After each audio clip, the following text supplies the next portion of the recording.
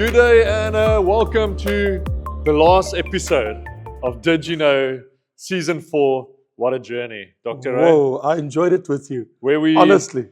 started 4 seasons ago, figuring stuff out, what are we going to chat about, to almost 60 episodes of this book. Oh, it's incredible. Of how to navigate through the end times. I know you guys who have been following along, I know that it should have been a blessing to you guys because it's blessed me. Well, I've learned so much over the last few. Sure, and I enjoyed every one. No, I'm sure you did.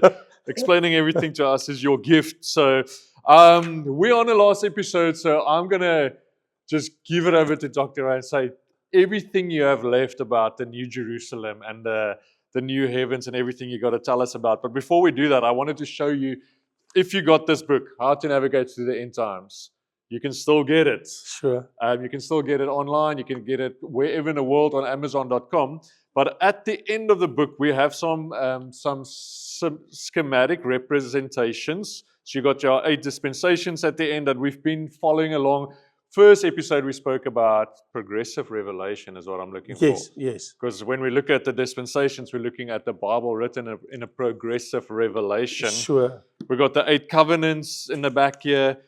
We got Daniel. The image of Daniel 2. Yes, and the Nebuchadnezzar's kingdoms. dream and the kingdoms and everything. Yes. So it's pretty nice. All the empires that we've been speaking about, if you're going to go look at that. All printed. So it's all in the back of the book. So I'm just giving you, like, if you ever wondered what's in the back of the book, that's there for you to follow along. And then, of course, all the other English books that Dr. Ray has. You can go down there. I think so. And Wessel, remember when I initially wrote that book, it was about 360 questions and answers pertaining to Bible prophecy. Yes. So this is actually what we've been dealing with. That's what I've been asking questions and you've been answering it. So As the best I could. yeah. But talking about the New Jerusalem, Yes.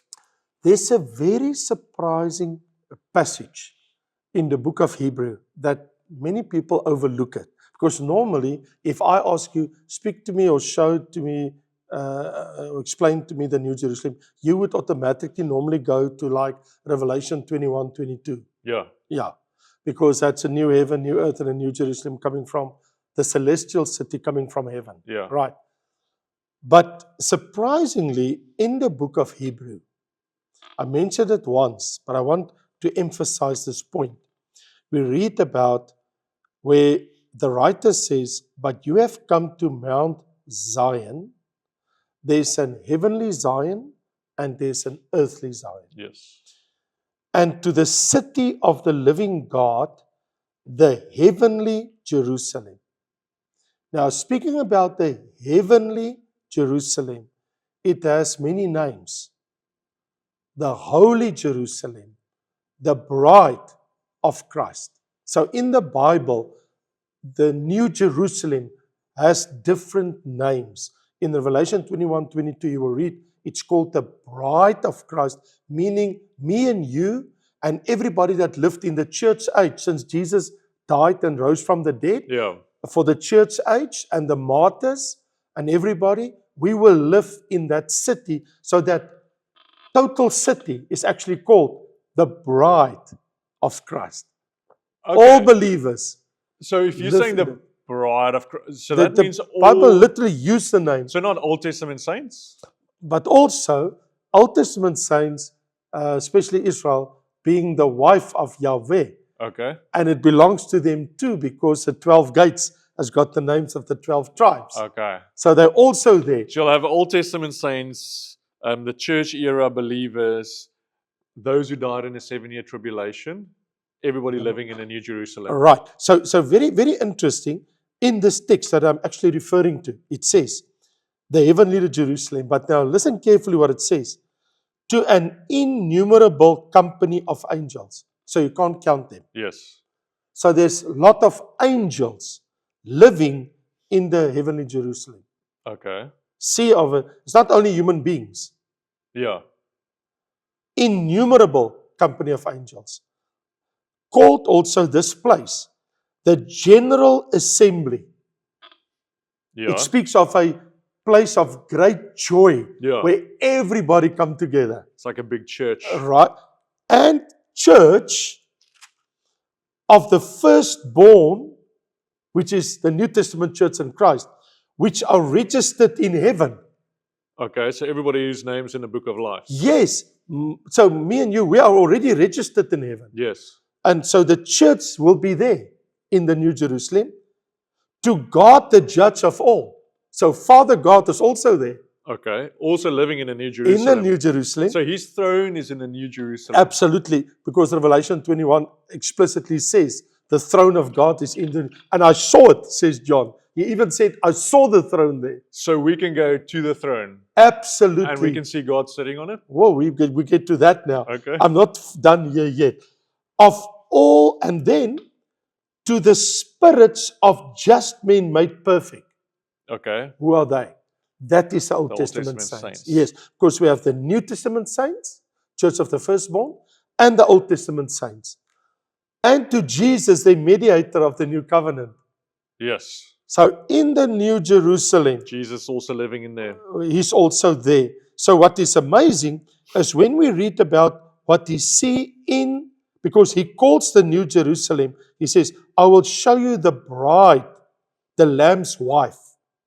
And he carried me away in the spirit to a great high mountain and showed me the great city, the holy Jerusalem, descending out of heaven from God. So he literally, John says that one of the seven angels said, can I come with me? I want to show you the bride, the Lamb's wife. Mm. And then he showed him the great city, the New Jerusalem. Yes. So the city with its inhabitants belongs to the Lamb. Why? Because what's very interesting is the book of life's name changed in the last verse of Revelation 21 to that's written in the Lamb's book of life. You never read that ever before. Okay. Never in the Bible. First time ever that the Bible called the book of life, starting early in the Bible, like in the book of Exodus. In the book of Exodus, for the first time we read that there's a book of life. Yes. I think it's chapter 33 in Exodus where Moses says, if you want to blot out my name rather than Israel's name out of the book of life. But here at the end of the Bible, when the New Jerusalem descends from heaven, for the first time, we read that this book of life and all the inhabitants' names are in that book is the Lamb's book of life. Okay. So if you don't belong to Jesus, there's no place for you in the city. Sure. So what we discovered now in the New Jerusalem, so there's heavenly angels, there's the Old Testament saints, there's the New Testament saints, and like you rightly said, the martyrs are there. Yeah. So this begs the question, except for and of course the Lord is there because the Bible will explain to us, and he saw the foundations and the 12 pearls and the glory of the New Jerusalem, and he says these words, he says, the nations, first of all, I saw no temple in it. Okay. So there's no temple. Yeah. What was the last temple? The third temple in Jerusalem. The fourth one that Jesus built, because there will be a third temple built by Israel for the 7-year tribulation. Yeah. But then Christ comes in 1,000 years and he set up his temple. So Okay. that is the fourth one. And that will be no more. Why? After the 1,000. Because there's now the New Jerusalem takes the space of Okay. that place. So that literally, like we said, that New Jerusalem Will comes take that space. upon the Jerusalem. So Yes. whatever was there It's no is more. no more. Because the city is there. Okay. And so that replaces it. And what is very interesting, for the Lord God Almighty and the Lamb are its temple. Yes. Because the purpose of a temple was to contain the Shekinah glory of God. Yeah. But now the glory of God fills the space of 2,400 kilometers by 2,400 kilometers by 2,400 kilometers, the whole city. Yeah. And no sunlight can permeate. The sun, Permeates. yeah. So we still have the sun and the moon? But that's outside the city. Okay. So, because we read now, that's what I wanted to show you. The nations of those who are saved, but that is people that have ordinary bodies. Yeah. That got saved in a 1,000-year reign. Yes. And so what happened to them? They shall walk in the light of the New Jerusalem. They want to see that light. Yeah. They want to get in there. And the kings of the earth will bring their glory and honor into it. So there will be kings that God placed on the earth. So there's still governance across the earth Yes. for eternity. Yes, for all eternity. Those people, Yes. after the 1,000-year reign, are they still going to be? Are there any people who still having kids and Yes, new people? They and will. They will. So for they, all of eternity. there will be. The Okay. Bible explains it never stops. And that is where we have our problem. Because This is what we spoke about last week. We're like, can this planet Earth contain all the people that for eternity? the answer, of course, is no. It's impossible. So we're speculating there might be some other planets we can go live on. Well, I don't think we speculate. I think we can assume that our God is so great. Yeah. He don't need only one little space, one little planet for eternity Yeah. to spend with his people only on one spot. Like we're saying, of the whole Bible universe. doesn't say it, but if you just think realistically, if people are going to continue, if this population is going to continue to grow, It will grow.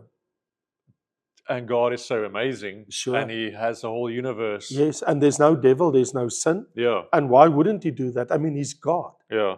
I mean, it's his creation. Why did he create all the galaxies and the stars and everything for who and what? To contain all of us for the Right. rest of eternity. Well, that's what's going to happen. yeah.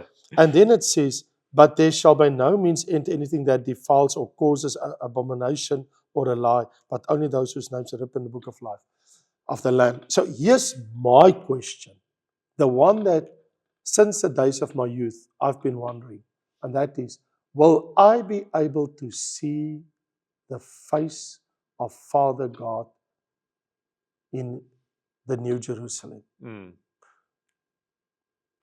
Is it possible to look in the face of God and still live? To look your Creator in the eye? I mean, it gives you shivers. Mm.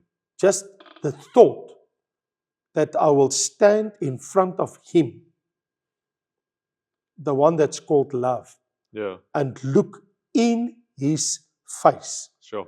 where the creature looked the Creator in the face. Is it possible? Now, from the Old Testament, of course, people immediately say, no, because God said to Moses, you can't see me and live. Yeah. But of course, Moses was in his earthly body. Yeah. Yeah. But now, so I would like to go to chapter 22, because that is actually, we are ending today our 49 chapters, and I'm actually taking now to the last chapter in the Bible. Chapter of the Bible. Yes. Revelation 22. Exactly. And it states very clearly, there is the river of the water of life, and there's a tree of life. Why is it called a river and a tree of life? Because says, what's very interesting, the Bible says, from underneath the throne of God, think for a moment about this. Because God is life, and God gives life, and life flows from Him. Remember, we can't create life. We can't even create a stone. We can use stones, Yeah. but we can't create a stone. We can make, we can't create. No. We can make things With from what things has that been already created. exist. Yeah. Because there's a Latin word that says creatio ex nihilo in Latin. It means to create out of nothing. Yeah. Only God Yeah. can create out of nothing. Yeah. Creatio ex nihilo. Ex nihilo means out of nothing. So here's the thing. So it says, the tree of life and the water of life. And it says that the water of life flows from underneath the throne of God, which means out of the being of God, who He is, there's an eternal flow of living water flowing from underneath the throne of God, moving through all the streets of the city of the New Jerusalem, and everybody can drink. All the billions of people in the New Jerusalem, because it will contain billions of people. Scholars has calculated that if you take that space, Yeah. more than 18 billion people can live inside that city Sure. alone. In the Only in the New Jerusalem, in the confinement of what the Bible actually gives us. 2,400 by Yeah. 2,000 by We said 2,000. last week from Cape Town up until Congo, from Well, here, yeah, to the border of Angola, border of Angola. or even past Harare. But so it's 2,400 kilometers by 2,000 by. So if you take different buildings, Levels. levels, one on top of the other. But here's a very interesting thing. The throne of God and of the Lamb shall be in it. So it is re-emphasized after it has been stated in chapter 21. Twice now you read it. In chapter 21, he said, and I saw the throne of God, and here it emphasizes again, in that city, and his servants shall serve him, and they shall see his face. Mm. And his name shall be on their foreheads. There we go. So we'll see his The face. face of Father God. What does it mean to have his name on your forehead? Like literally? You or- belong to me. You belong to him. Yeah, But God is saying, you are mine. yeah. So that's symbolic versus we'll literally have a tattoo on our forehead. No, well, I mean, the Bible says, and the name shall be on their foreheads. That is not a symbolic thing. Okay. You have the mark of God on you. Yeah. You belong to God. Yeah. What is very, very interesting is that they that live in the city, they have the names of God on their forehead. And there's no night because of the light. Because of the Shekinah glory of Ye- God. Yes.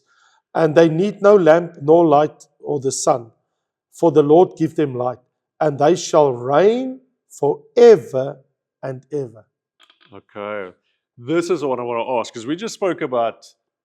I've always thought about the 1,000-year reign of Christ with governance and people. I've Yes. never thought of eternity with governance and people. Oh, that will continue forever. So what we've always spoken about is the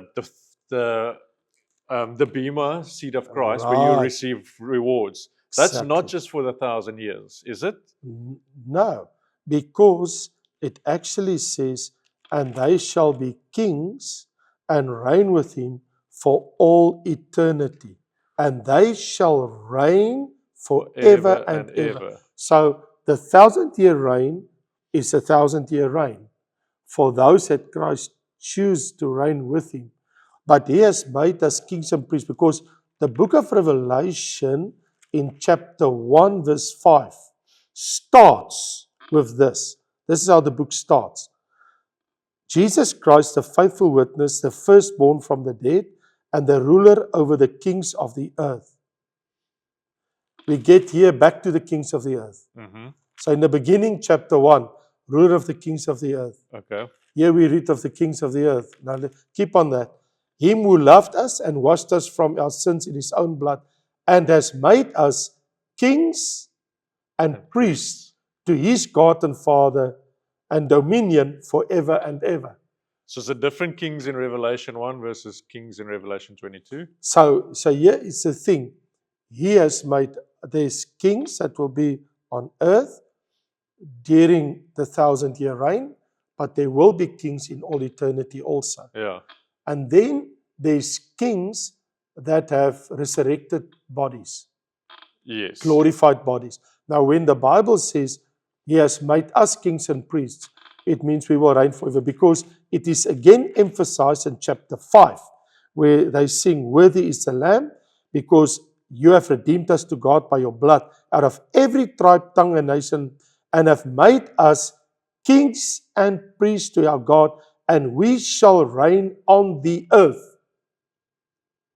Forever and ever. So our reign is on earth, not in heaven. Yes. And reigning on earth, reigning over who? Me over you and you over somebody else? No. So those that receive crowns will reign in God's kingdom. Mm. There will be a kingdom inside the New Jerusalem, of course, but there's also the kingdom of God outside the New Jerusalem. And that's the people that's still living and populating the earth. And they will have bodies like me and you. Yeah. So in actual fact, let me Will they conclude. live and die, or will they never die? They can never ever die, because Revelation chapter 21 explicitly states, when God created the new heaven and new earth, it says in verse 4. God will wipe away every tear from their eyes. There shall be no more death, Sure. nor sorrow, nor crying. There shall be no more pain, for the former things have passed away. And he who sat on the throne says, and write it down, because these words are faithful and true. Sure. So there will be no devil, there will be no sin, there will be no sickness, there will be no curse. We will be forever in the glorious presence of Father God. Am I right or wrong? I'm asking you. These people who's living outside of the New Jerusalem, are they going to work? Are they still making food? Or do they Of have to go course. eat from the tree of life? Yeah. Or how do No. they sustain this body? Like Yes. normal like us? Yes. So they will, of course, but to sustain eternal life, Yeah. they will eat and they will live on earth, Yeah. everyday life.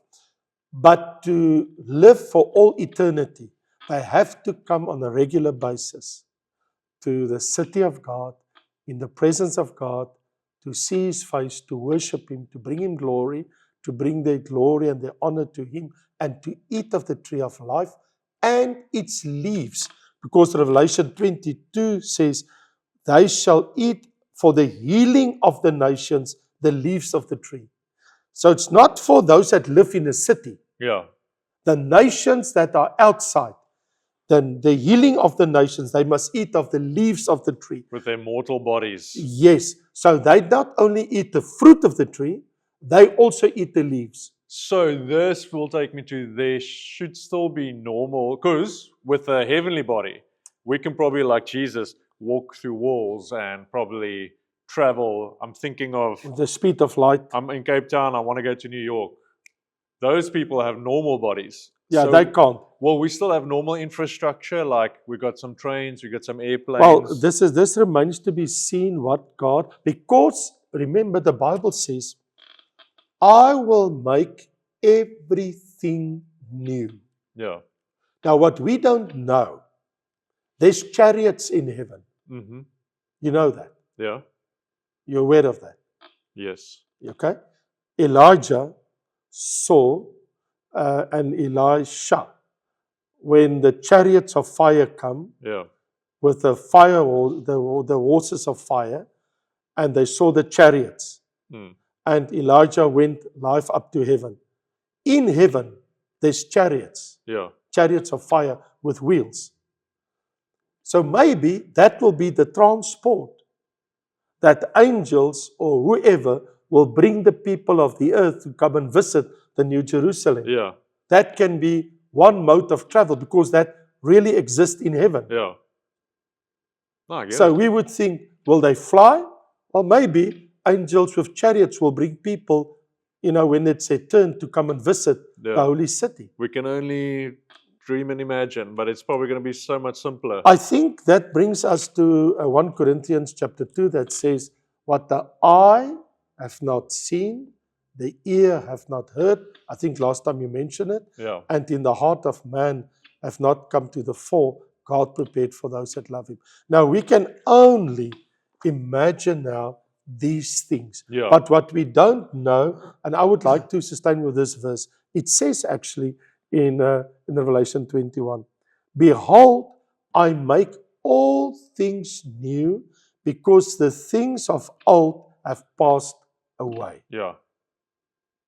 Sure. It's not going to be life like we know it now. Precisely, and this is the only reality we can compare anything to. So I think that's our limitation. But we have this hints. Yeah. There's chariots of fire. Yeah. There's angels. There's streets of gold. Yeah. There's a tree of life. There's water of life. There's no temple. There's a throne of God. The face of God we shall. So we do have these things written to us. Yeah. There is the book of life. There is the 12 gates. So we understand all these things. It's a real city. Yeah. It's a real location. It's a new earth. But in what form? We can only speculate or just dream about it. Yeah. I That's think the crazy. best is make sure we don't miss that. You Yeah. don't want to miss that. Yeah.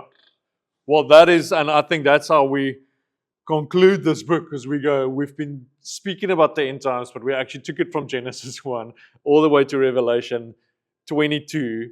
And if you look at all of this together, the only thing, the conclusion I can come to is that God had a plan through His Son to save us so that we can partake in everything that Right. we can't even imagine. All right. Now, having said that, there's one thing I never mentioned to you Okay, give it to us. Bonus.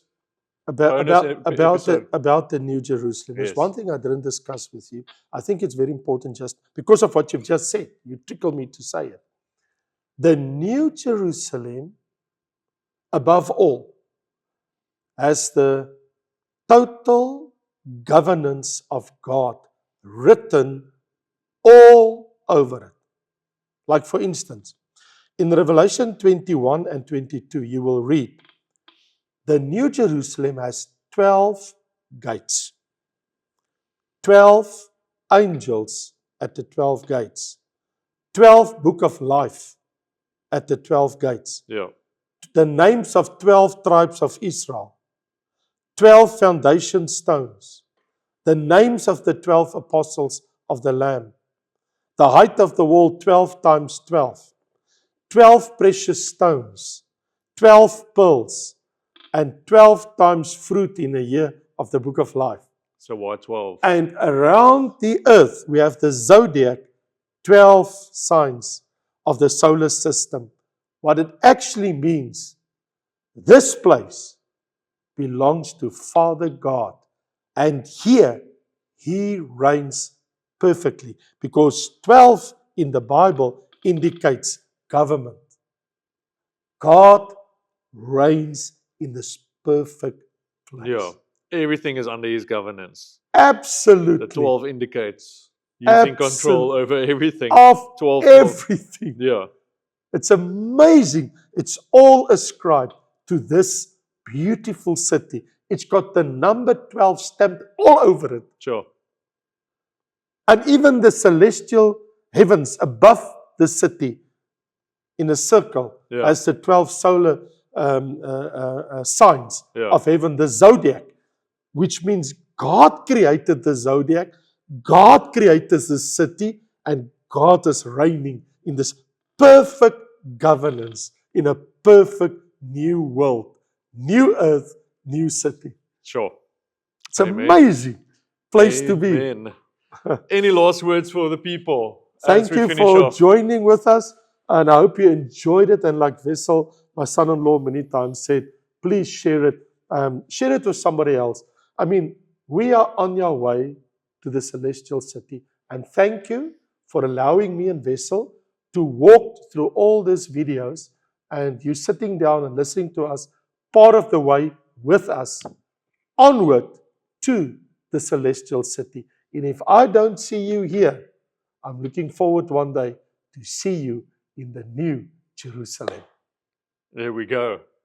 That's amazing. Thanks, Dr. Ray. We'll all say thanks, Dr. Ray, for taking us through this. Thanks for writing this book.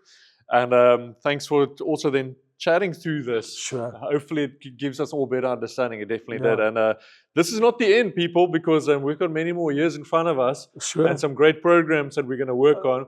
We're already working on this on the English channel. What do we believe? We want to bring you foundational belief systems that we think every Absolutely. Christian should know. Yes. We want to speak through the book of Revelation, actually, because now we've been working through Revelation, Yes. but actually we can go verse by verse Yes. and Yes. learn everything about Revelation, Absolutely. from Revelation 1 through to 22. So many other things that we're going to talk Absolutely. about. I'm looking forward. So stay with us. If you love this channel, please like and subscribe. Share this with people. This is our Raymond Lombard teaching page, the English one. And come and follow along. We hope that we can continue to bring you some great content. And we're going to do it. As long as we are here, as long as Dr. Ray is here, we're going to Thank create you, some great Jesus. content. Shalom. Until next time.